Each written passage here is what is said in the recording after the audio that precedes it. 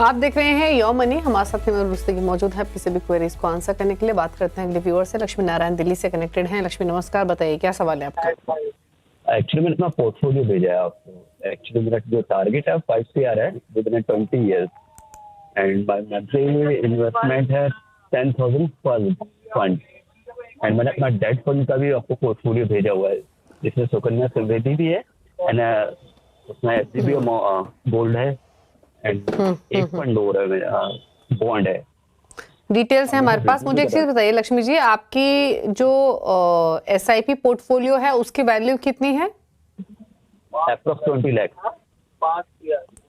Okay, और आपका 20 years में 5 करोड़ का टारगेट है, करेक्ट? Yes right. ओके ठीक है। तो पहले तो मैं इनका पोर्टफोलियो बता देती हूँ। इक्विटी, म्यूचुअल फंड, डेट और कुछ ट्रेडिशनल टूल्स इन्होंने रखे हुए हैं। 60,000 पर मंथ के मंथली SIP है हेमंत जी, जिसमें इनके पास 6 फंड्स हैं। 10,000 ईच डिप्लॉय कर रहे हैं। Motilal Oswal large cap, Parag Parikh flexi cap, Motilal Oswal का large mid cap, ICICI pru flexi cap, axis multi cap, Bandhan small cap. ये रहे 6 फंड। 60,000 रुपए महीने के हिसाब से 20 लाख की पोर्टफोलियो की वैल्यू हो चुकी है। दूसरा है इनका lump sum investment, 4.5 lakh Motilal Oswal large cap में, 3 लाख पराग पारिक फ्लेक्सी कैप में। मेरे ख्याल से ये इन्हीं फंड्स का शायद इन्होंने या तो ब्रेक टोटल एक्यूमुलेशन शेयर किया है। मैं ऐसे एज्यूम करके चल रही हूँ, और अगर लमसम अलग से इन्वेस्टमेंट है तो बता देते हैं। इनफैक्ट लक्ष्मी जी, जो ये लमसम इन्वेस्टमेंट, अगर आप ऑनलाइन पर हैं तो प्लीज करेक्ट कीजिए। जो ये आपने फंड्स में लमसम इन्वेस्टमेंट डाली हुई SIP से अलग अमाउंट है या फिर SIP के थ्रू एक्यूमुलेशन की डिटेल्स शेयर की है आपने? ये अलग से निवेश किया हुआ है आपने?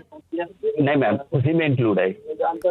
अच्छा, ये एक्यूमुलेशन का ब्रेकअप आपने दे दिया है। Okay right.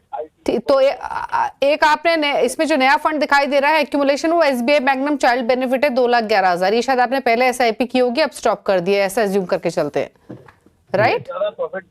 ओके ठीक है। तो यानी एक्टिव SIPs के अलावा एक इनके पास SBI मैग्नम चाइल्ड बेनिफिट है जो कि पैसिव फंड पड़ा हुआ है इनके पास।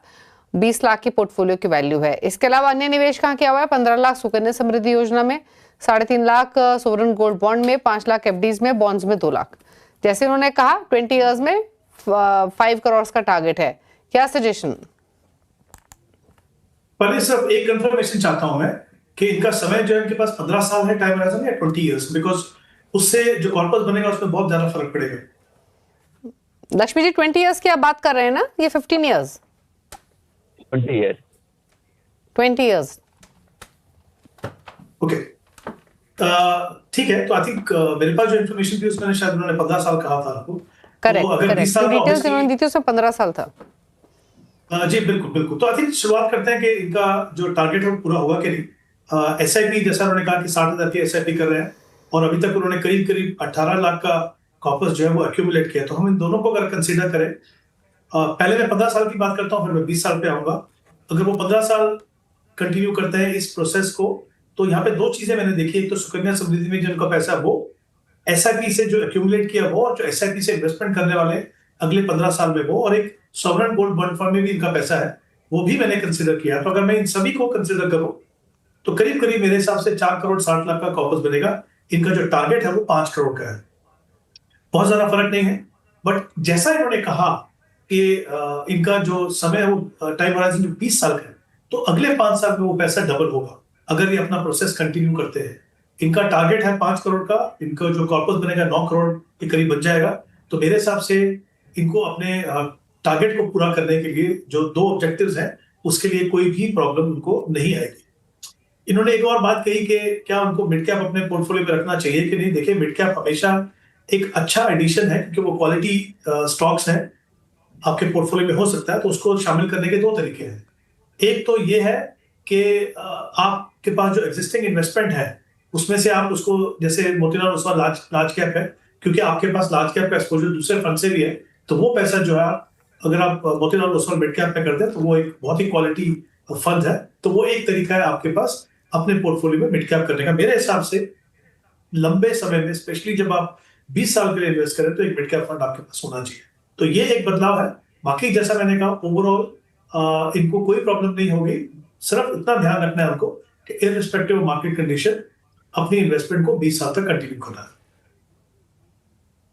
ओके चलिए कुछ और क्वेरीज लेते हैं। अब श्रीजीत ने एक सवाल भेजा है ईमेल के थ्रू और इनका सवाल इनके पोर्टफोलियो को लेकर है। 40,000 की मंथली एसआईपी है हेमंत जी, 20,000 के एडिशनल एसआईपी करना चाहते हैं। टोटल एसआईपी उस केस में 60,000 पर मंथ की हो जाएगी। एग्जिस्टिंग पोर्टफोलियो की वैल्यू 10 लाख है और 5 सालों में 1 करोड़ का टारगेट है।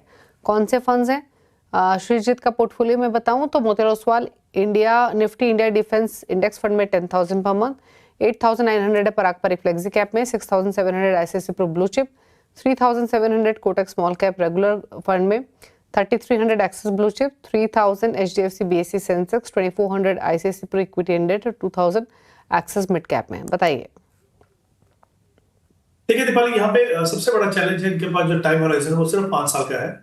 जब आप एसआईपी से इन्वेस्ट करते हैं तो आपकी एवरेज होल्डिंग करीब 2.5 साल हो जाएगी, तो ये एक बड़ा चैलेंज है।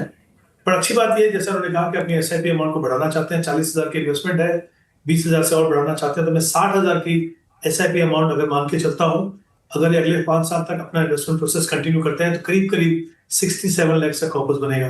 तो इनको अपने टारगेट तक पहुंचने के लिए कुल मिला के 90,000 की एसआईपी करनी है, यानी 20,000 जो अभी बढ़ाना चाहते हैं उसके साथ ही 30,000 की एसआईपी को और बढ़ानी होगी। और ये चैलेंज मेनली इसलिए है क्योंकि इनके पास सिर्फ 5 साल का समय है अपने टारगेट तक पहुंचने के लिए। तो एक तो ये बड़ा चैलेंज है।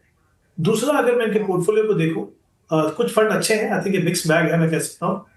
यहाँ पे मैं देख सकता हूँ एक मोतीलाल ओसवाल का डिफेंस इंडेक्स फंड है।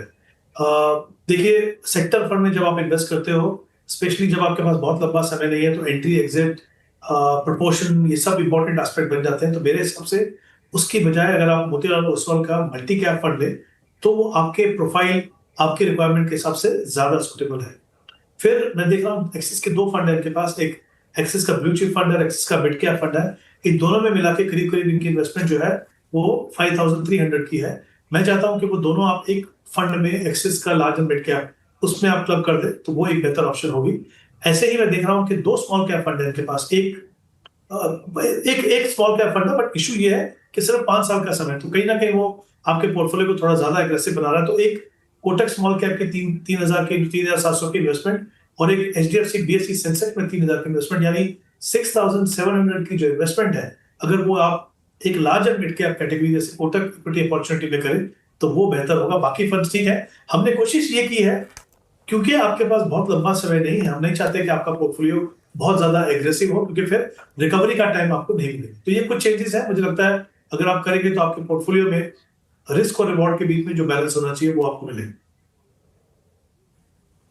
ओके, चलिए तो ये रही सलाह आपके पोर्टफोलियो को लेकर। अब फटाफट से पूछ लेते हैं हेमंत जी के टॉप 4 फंड्स। हेमंत जी बताइए।